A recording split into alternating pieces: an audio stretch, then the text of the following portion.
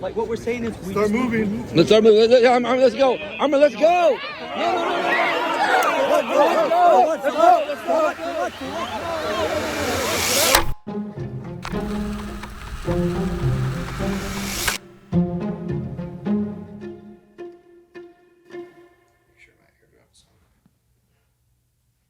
I've been involved in Palestinian activism for as long as I can remember. From a very young age, my parents would take me to protests in Houston, and we would protest for Palestine. We were doing what we could to give a voice for Palestine.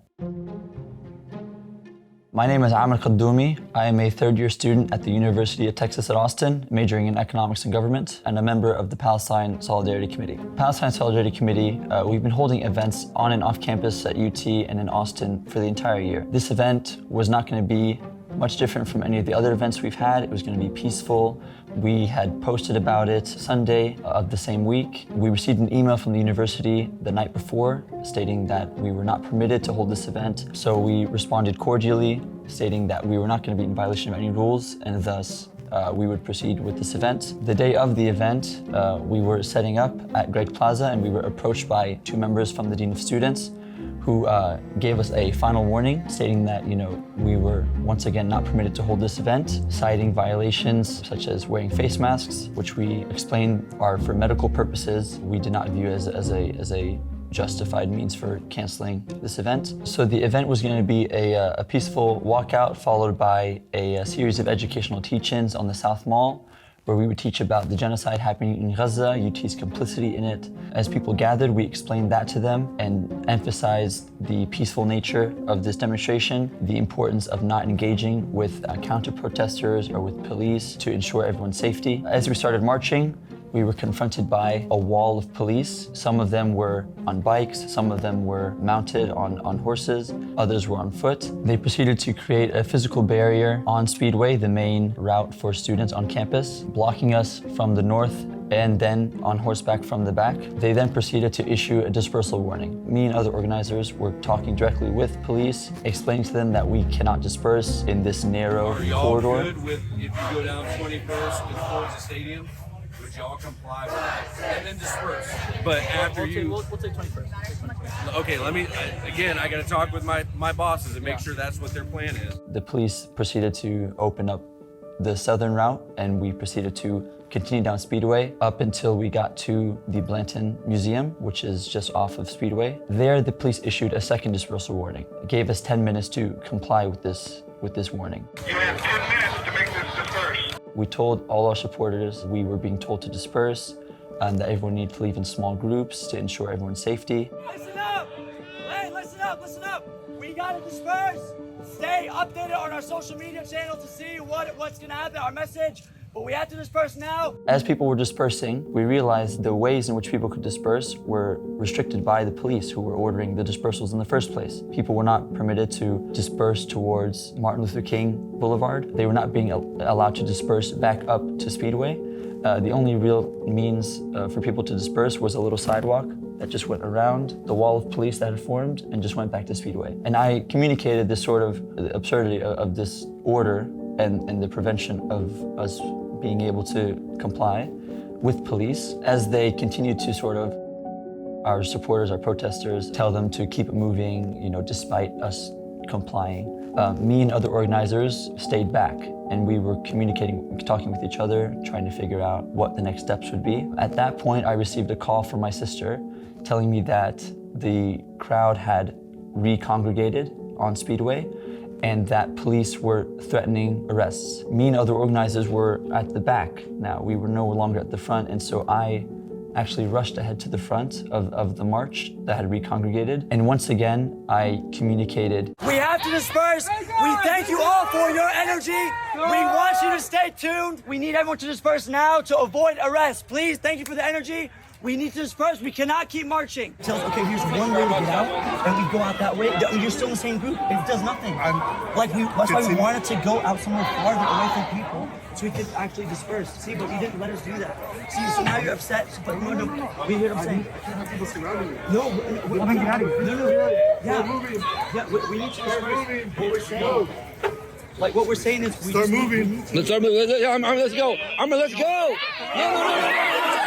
Go.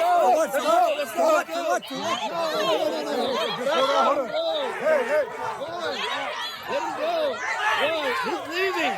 We disperse. We disperse. We disperse.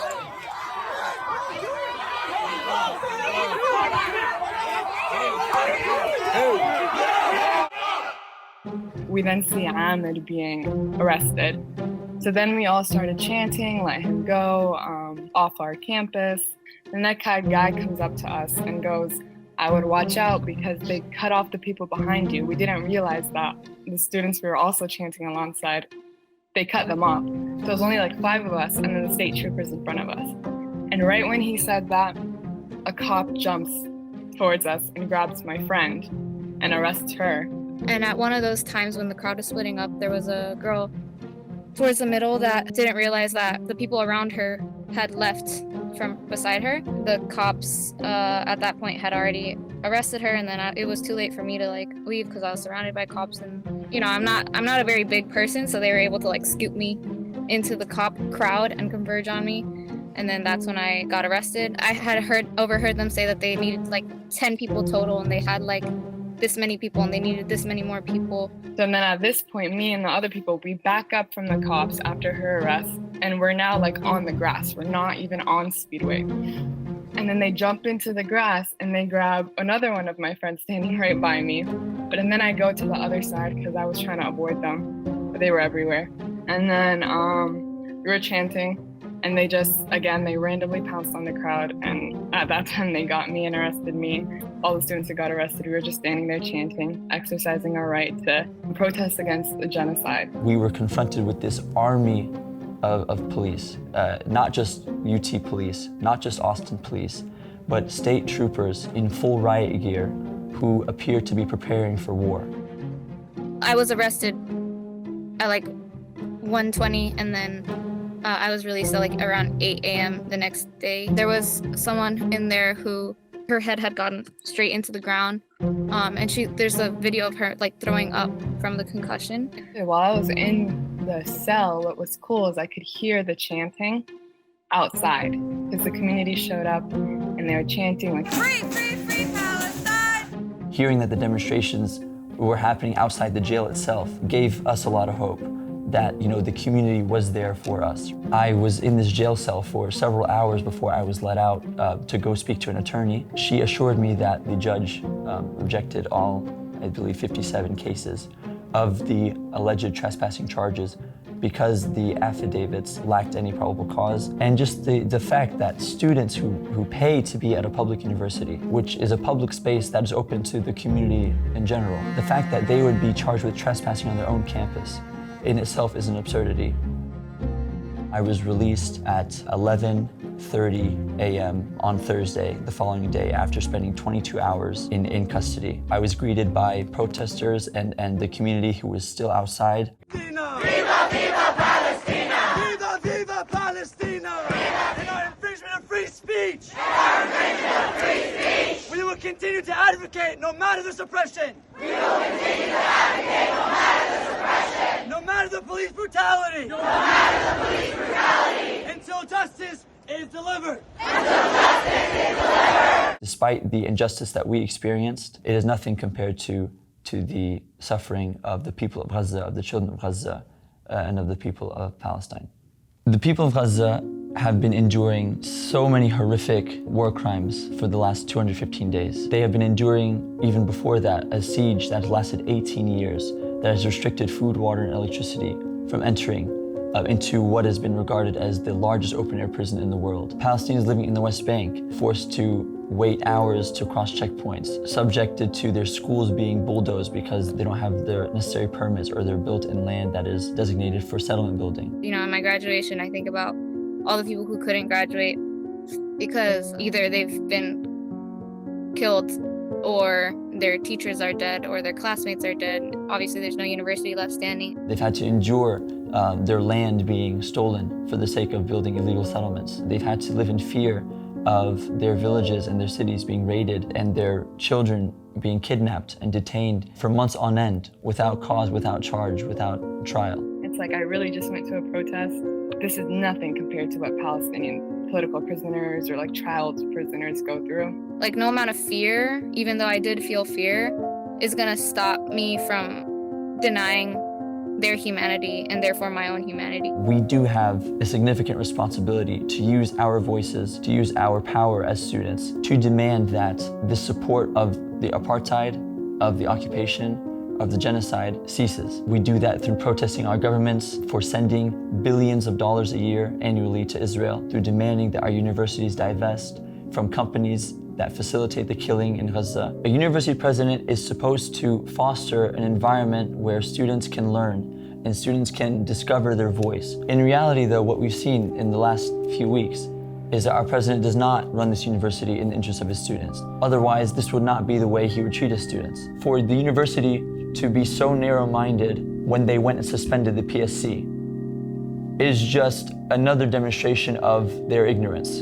to us as students for refusing to talk to us and an ignorance of the movement in general. Because suspending PSC is not going to suspend the movement. You can jail whoever you want, you can suspend whatever groups you want, but you cannot stop the movement for Palestine, and the movement for Palestine will not stop.